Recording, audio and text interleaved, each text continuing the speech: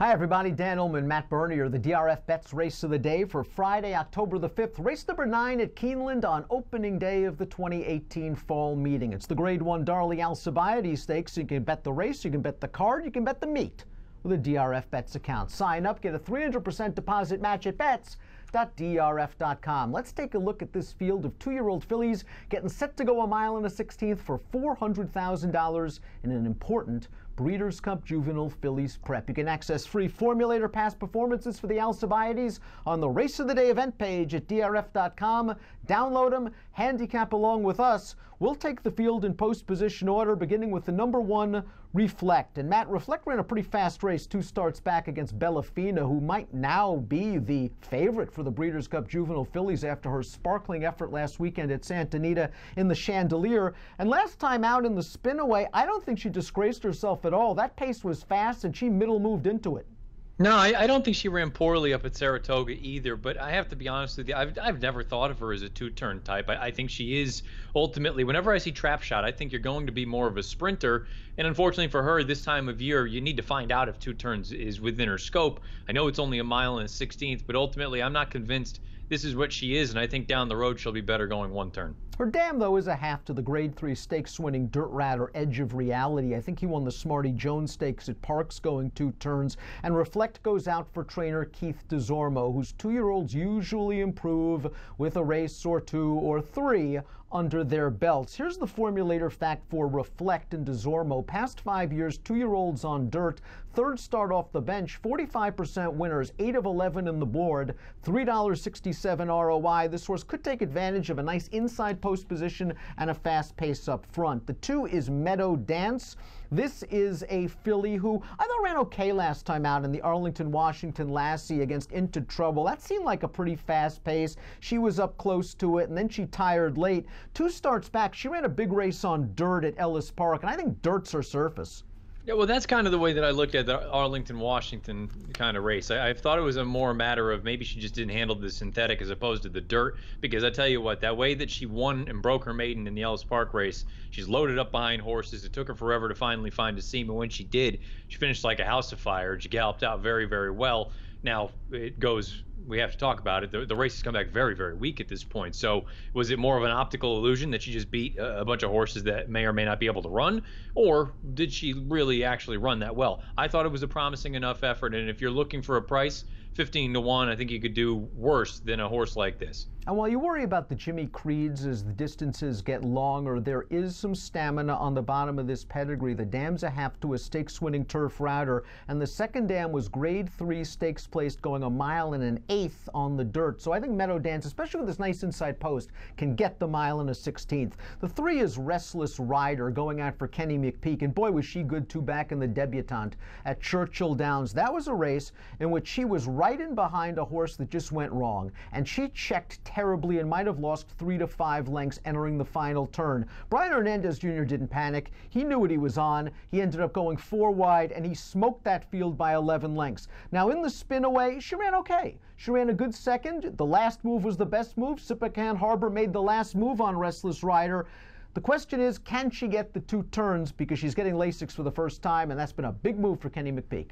I tell you what, I think distance is going to be her friend. I think she's really talented, and I think she's the most likely winner of this race, if we're being honest. 3 to 1 in the morning line. Don't know that I would want to take a price like that in a race like this, but I loved everything about the spin away. It was off of a layoff. She was relatively close to that pace, and she just kind of boxed on. She needed a little bit of a race, I think. I think she got tired at the end, and you brought it up. The last move was the winning move that day. That run in the debutante was sparkling. You're not going to see a more impressive or emphatic win from a 2-year-old, in my opinion. I think she's primed and ready to go in a spot like this, and if she does what I think she's capable of, all of a sudden I think she puts herself right there with those top 2 as far as the juvenile fillies are concerned, whether it's a Bellafina or a Serengeti Empress. Her dam's a half to Private Vow, who was a multiple Grade 2 stakes winner. That horse could win sprinting. That horse could win going long. This horse worked a bullet 5 furlongs and 59 and change over the Keeneland track. Perhaps there's an affinity there. And as we mentioned, here's the McPeak formulator fact. Past 2 years, 2-year-olds on dirt adding Lasix. 44% winners, a $4.76 ROI. It's been a big angle, and this is another filly that would appreciate pace up front. The 4 is My Winter Rose. Well, they tried Graded Stakes Company last time out, and Serengeti Empress just destroyed that field. My Winter Rose ran 4th. She has yet to buy her higher than a 57 in her career. That race came on synthetic. Yeah, plain and simple, she's too slow. Half to a multiple stakes place dirt runner named Foxtrot Sally, but she does look slow and maybe a little distance compromised as well. Now, after 2 6.5 furlong races, Matt, I have a question for you. Does Kim K have enough bottom to get this 2-turn route? Very good. It's one of those things where I look at her and I go, I think she's okay. But I don't know that she's a superstar, and I understand why you ship her out and you're going to take a chance. She's run well enough in each of those 2 starts. The debut, I'm not going to hold it against her, and that run at Los Al, she ran just fine. The pedigree would suggest that distance isn't going to be an issue for her, but at the same time, I'm not totally convinced that 2 turns is really going to be her game. And even if it is, I do wonder if this is a little bit too much too soon. I think that's a very good point. Distance I'm okay with because that damn trip for AJ was just rock solid down in Florida. Multiple stakes winner, turf, dirt, route, sprint. It really didn't matter for her at all. We know the Will Take Charges. They're probably going to want distance. And Kim K did some good things in that Barrett's debutante, put away a couple of other speed horses, but it just didn't seem like one of those Los Al days where the rail was terrible. You know, the rail seemed good all day long, and Kim K was down there on the rail. So she's got to ship, she's got to stretch out, she's got to face other speeds. We'll see what we get from Kim K for trainer Peter Miller. The 6 is Into Trouble, and boy, Into Troubles look good in both lifetime starts. Tough to win going 7 furlongs in the debut. This one did so at Ellis Park in professional fashion. Then last time out in the Arlington, Washington Lassie, she did not break well at all, and I just loved the confident way she was handled all the way around the track. I think she could be anything, to be honest with you. She's one of the more intriguing horses in this race to me. Now, the concern I have is you're not going to get 15-1. I mean, I think you're looking at half that, if not less than that. I think she might be in that 6-1 range. But I'll tell you what, the way that she moved at Arlington, I think she's awesome. I think there's a real scenario where we could be looking at her coming out of this race on Friday and saying, you know what, she fits in there with the top 3 or 4 as far as the juvenile fillies are concerned. She's done nothing wrong in 2 lifetime starts. I'll admit, don't love how slow she was out of the gate. She's going to need to break a lot more alertly, I think, if she's going to get into good position in this race on Friday. I wonder if she just didn't like breaking from the rail last time out, and she won't have to worry about that here. Her dam's a stakes-winning router on the dirt, so distance should be okay. And the 5th horse from the Lassie came back to win on turf with a 75 Beyer speed figure. So lots to like with the 6 Into Trouble, who attracts Jose Ortiz. Bougie Girl ships in from Southern California for trainer Peter Miller. And listen, she's kept some pretty good company lines. 3rd to Bellafina in both the Sorrento and the Del Mar debutante, and they just kind of ran away from her on the turn in the Del Mar debutante. Something tells me she'll get this distance, and her first 2 figs, good. Yeah, I mean, from a speed figure standpoint, she fits. I'm not totally convinced about the distance. I think ultimately she's going to be best going shorter, and I keep going back to it whenever she shows up. August the 19th, they worked her on turf, and you have that turf sprint for juveniles this year. I wonder, the flashbacks, we'll wait and see what they end up being. I have a funny feeling that if this doesn't work, you have an option like that race, because she is unbelievably quick as far as buyers are concerned and speed figures are concerned, and it's not like she's going to get outrun early on. I think she's very talented. Obviously, if she performs well here, you've got all sorts of options, but there's a part of me that wonders if she's going to be best going a little bit shorter, and we'll find out about that turf. The number 8 is Lady TNT, and this horse has just found herself in her last 2 races with the addition of blinkers. She hasn't been headed. She's shown brilliant speed. Her only loss at Churchill Downs came when she just had a terrible trip. She was off slow. She clipped heels badly at the top of the stretch and lost all chance. She could be the speed of the speed. I wouldn't be surprised if Catherine the Great, even with blinkers on, decides to concede this thing to Lady TNT. But I look at this pedigree, Justin Phillip on top, damn multiple stakes winning dirt sprinter. Lady TNT is a half to Sweet Hope, who's a graded stakes winning dirt sprinter. I'm not sure this filly's going to want the distance if she's pushed early. And to be honest, when I watched her run, I don't think distance. I look at her and say, you know what? She's very, very fast. There's no denying that, and I agree with you 100%. With Catherine the Great drawn just to the outside, I think you just let Lady TNT go and hope that she comes back to you. She's been very impressive in each of the past 2 starts. There's just nothing whether it's pedigree or visually, to me, that would suggest that additional distance is what she wants. Catherine the Great, which one do we get on Friday? The one that won the Schuylerville so easily with an 84 Buyer's speed figure, or the one in the spinaway that might have just gotten cooked up on that fast pace? And at first glance, that's what I thought it was. But then I looked at it and I saw another horse on the pace that day that finished well ahead of Catherine the Great. She was basically being eased the last 16th of a mile or so. The blinkers come on, and it's worth noting that her last two workouts have produced bullet times, and I'm assuming those two works came with the blinkers. I have a feeling the good Catherine the Great shows up, but she still has to answer the distance question with a fast horse Lady TNT to her inside. This could very, very easily come back to bite me in the rear end for saying this. I don't know how good she actually is. I think there's a scenario where she may have just been very, very precocious, and maybe she peaked at the right time where she got that graded stakes win in the Schuylerville. And you're right, the pace situation probably didn't help her cause in the spinaway, but at the same time, it's not like they were walking in the first race that she won up at Saratoga.